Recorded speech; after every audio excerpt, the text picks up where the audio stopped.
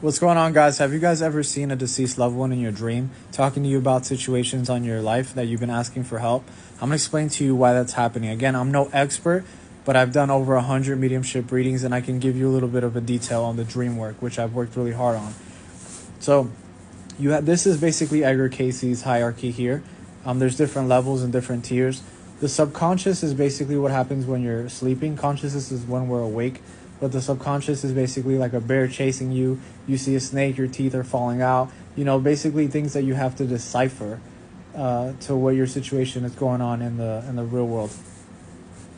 The superconscious is where you can connect to your deceased loved ones and the entities of light. Obviously, it's light. When you're at this hierarchy, it's a little bit more positive, so it's not negative. But I do believe in dark forces and those things, and protection is a whole separate video I'll talk about.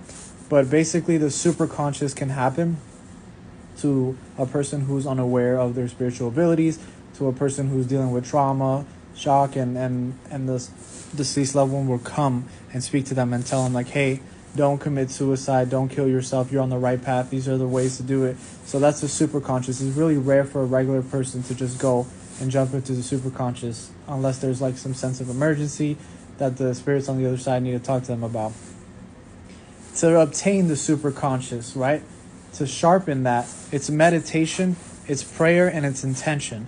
Okay, you don't need to pay somebody $500 to unlock your chakras. No bullshit. There's a whole bunch of scams out there. Really, all you have, all the tools within. So really meditate, really sharpen that. And if you don't believe in prayer, then you can do intention. And that's how you can sharpen to go to the superconscious. And those are different realms, different tiers of different things where you can obtain knowledge.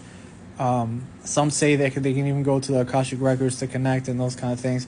Again, I've had a lot of experience with different entities, different deceased loved ones who have come and spoke to me messages to give to other people. As a medium, I've done over 100 readings. And so this is something that's worked for me. Will it work for you?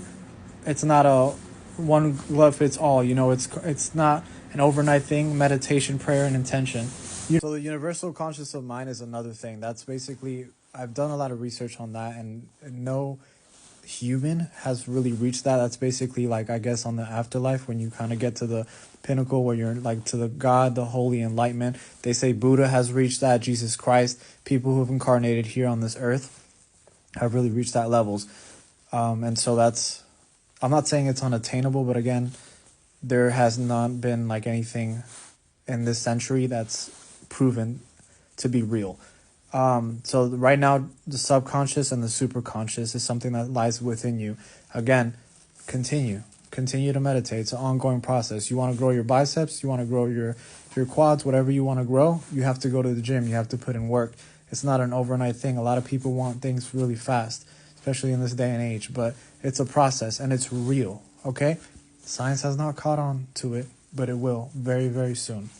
Peace.